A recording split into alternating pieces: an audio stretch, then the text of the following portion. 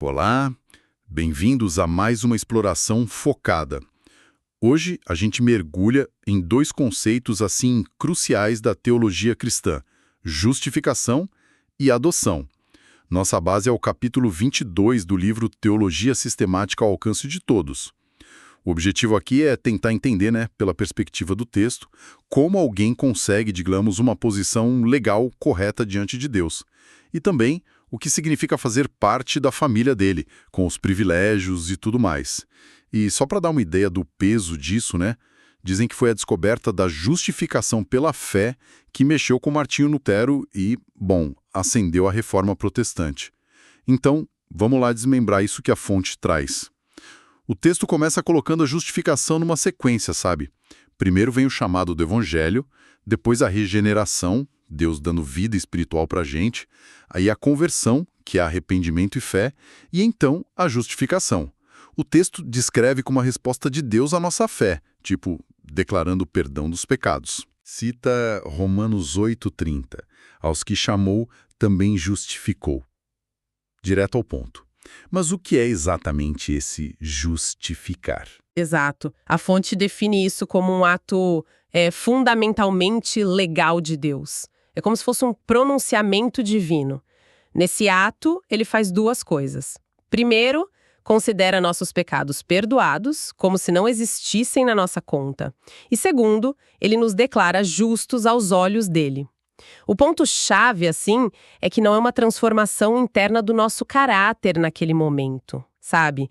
É uma mudança de status legal, como num tribunal. Interessante isso. O texto até fala do termo grego, o dikaiou. Isso, dikaiou. E diz que muitas vezes significa isso mesmo, declarar justo. Dá exemplos tipo Lucas 7, onde o povo justificou a Deus, quer dizer, reconheceu que o caminho de Deus era justo. E Romanos 4, falando que Deus justifica o ímpio. A ênfase está nessa declaração mesmo.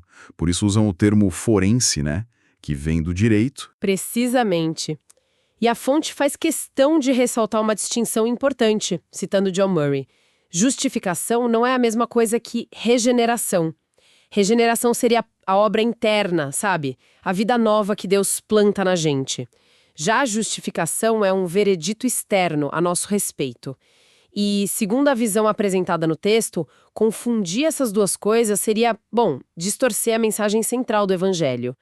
A justificação, como declaração legal, continua sendo, muito central. Entendi. Faz sentido. Então, essa declaração de Deus tem, dois lados. O primeiro é que ele diz: ok, não tem mais condenação, não tem um castigo pendente pelos seus pecados, nem passados, nem presentes, nem futuros. É aquele alívio de Romanos 8,1. Portanto, agora já não há condenação para os que estão em Cristo Jesus. É como zerar a nossa ficha de acusações, Só zerar não basta para ter um relacionamento com um Deus que é perfeitamente santo, A gente precisaria de um saldo positivo. E aí entra o segundo aspecto que a fonte destaca. Deus não só nos livra da pena, mas ele nos declara possuidores de uma justiça perfeita. E de quem é essa justiça? É a de Cristo. O texto cita Isaías falando de ser vestido com o manto da justiça e Romanos 3 da justiça de Deus mediante a fé. E Romanos 5,19 é bem claro: pela obediência de um só Cristo, muitos se tornarão justos. Então não é só tirar a dívida, é creditar uma fortuna, digamos assim. Uma solução completa mesmo nessa visão. Certo, mas aí vem a pergunta, Como isso funciona? Quer dizer, como Deus pode declarar justo alguém que, vamos ser sinceros, não é justo por si mesmo? Qual o mecanismo que o texto aponta para isso? Olha, a chave que o texto apresenta é um conceito chamado imputação. A fonte explica isso como o Deus creditando ou considerando a justiça de Cristo como se fosse nossa. É como uma transferência bancária divina, sabe? O exemplo clássico citado é o de Abraão, lá em Gênesis, que Romanos 4 traz. Abraão creu em Deus e isso lhe foi creditado ou imputado como justiça. E o texto lembra que essa é a terceira grande imputação na teologia que ele descreve. Primeiro, o pecado de Adão imputado a nós. Segundo, os nossos pecados imputados a Cristo lá na cruz. E terceiro, agora, a justiça de Cristo imputada a nós na justificação. Passagens como 1 Coríntios 1,30, que diz que Cristo se tornou para nós justiça, e Filipenses 3,9, onde Paulo fala que busca a justiça que vem de Deus pela fé, reforçam isso. Não é uma justiça nossa, produzida por nós, mas dada por Deus. É aqui que a coisa fica, realmente forte. O texto bate muito na tecla de que a justificação é totalmente gratuita. É um ato da graça de Deus, graça sendo aquele favor que a gente não merece de jeito nenhum. Romanos 3,24 é citado, somos justificados gratuitamente por sua graça. E Efésios 2, 8, 9, então, nem se fala. Pela graça sois salvos, mediante a fé. E isto não vem de vós, é dom de Deus, não de obras para que ninguém se glorie. Ou seja, mérito nosso? Zero. Presente, puro e simples. E essa gratuidade total, segundo a fonte, é um ponto de diferença fundamental com a visão católica romana mais tradicional da forma como o texto a descreve. Essa visão, segundo o livro, tenderia a ver a justificação mais como um processo, uma transformação interna, onde a justiça é infundida na gente, nos tornando aos poucos mais santos. E a aceitação final por Deus dependeria, em parte, dessa santidade que a gente alcança e do mérito das boas obras. O livro até menciona um documento de diálogo de 1997, mas o foco dele é que, para os reformadores tipo Lutero, essa ideia comprometia a gratuidade total.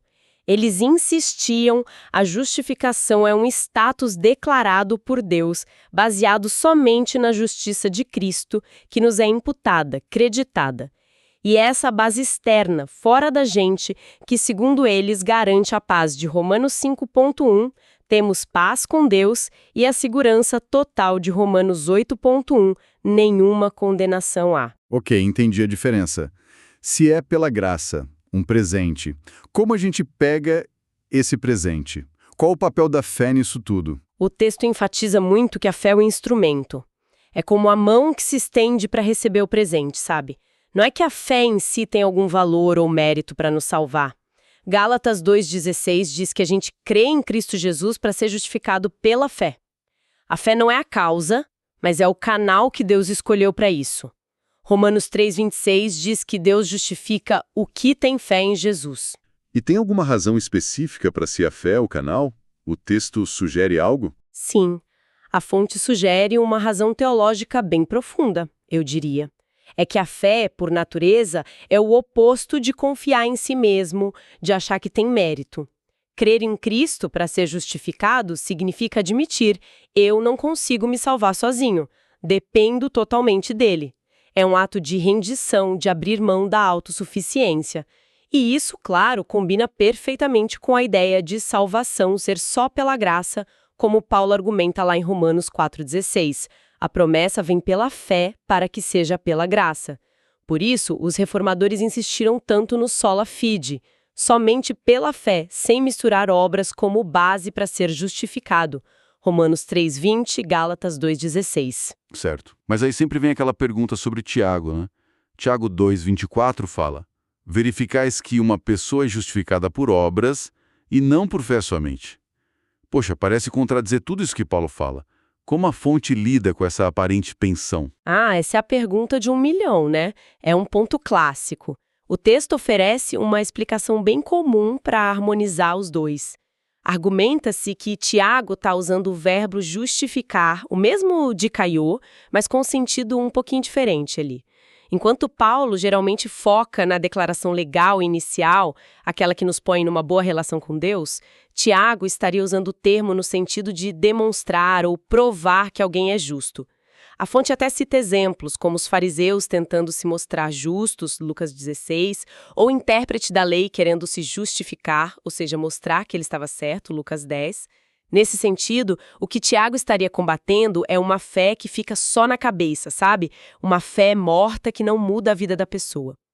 Quando ele diz, mostra-me essa tua fé sem as obras, e eu com as obras te mostrarei a minha fé, Tiago 2,18, ele estaria dizendo que as obras são a prova, a evidência visível de que a fé é genuína. E que, portanto, a justificação, no sentido de Paulo, realmente aconteceu. Então, não contradiz Paulo, mas complementa, mostra o fruto que inevitavelmente brota da fé que justifica. Entendi.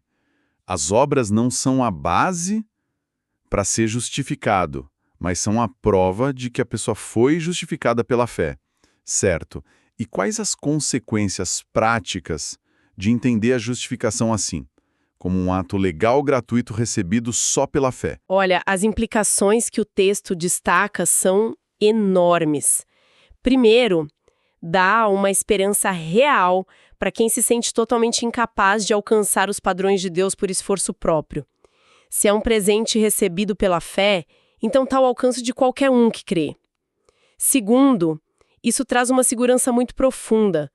Saber que Deus nos declarou justos com base no que Cristo fez significa que Ele não vai nos punir judicialmente pelos pecados que já foram perdoados em Cristo. É Romanos 8,1 de novo. A fonte até faz questão de esclarecer.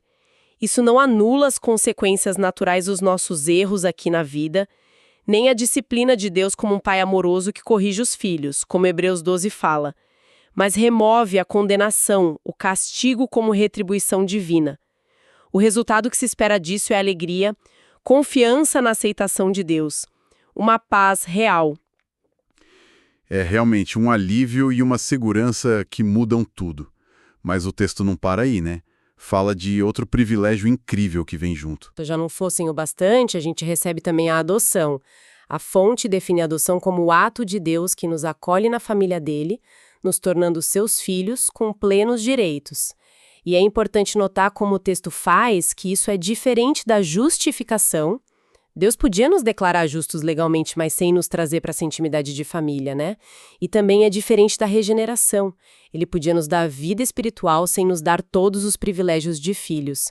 A adoção foca nesse aspecto superpessoal, relacional da salvação. É incrível. O Evangelho de João 1,12 fala isso de forma bem clara, né? A todos quantos o receberam, deu-lhes o poder ou o direito de serem feitos filhos de Deus. Isso meio que implica que a gente não nasce filho de Deus nesse sentido pleno. Pelo contrário, Efésios 2 descreve quem não crê como filhos da desobediência, filhos da ira, e Jesus chegou a dizer para os opositores dele que o pai deles era o diabo, lá em João 8. Nossa, que contraste. O contraste brutal mesmo. E Romanos 8, de novo, né? Especialmente os versículos 14 a 17 pintam um quadro muito vivo do que essa adoção significa. Significa ser guiado pelo Espírito de Deus, ter a liberdade e a intimidade para chamar Deus de Abba, Pai, aquela expressão aramaica de carinho, de confiança filial, e significa ser herdeiro de Deus e co-herdeiro com Cristo. Isso não é só um título, é um relacionamento profundo e privilégios, assim, inimagináveis. E essa família é grande, né? Pelo que entende da fonte, ela conecta todo mundo. Sim, a adoção cria esses laços horizontais entre todos os que creem, e o texto aponta que isso nos conecta até com quem viveu pela fé lá no Antigo Testamento. Paulo, em Gálatas e Romanos, argumenta que nós somos filhos de Abraão pela fé na promessa, não por sangue. Gálatas 3 e 4 sugerem que, embora Deus já fosse chamado Pai de Israel no Antigo Testamento, a experiência completa, a compreensão total dessa filiação ficou muito mais clara, mais acessível com a vinda de Cristo e o Espírito Santo morando na gente.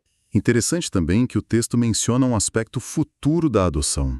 Romanos 8,23 fala que a gente espera ansiosamente a adoção de filhos, a redenção do nosso corpo. Como isso se encaixa? A fonte conecta isso com a consumação final da nossa salvação.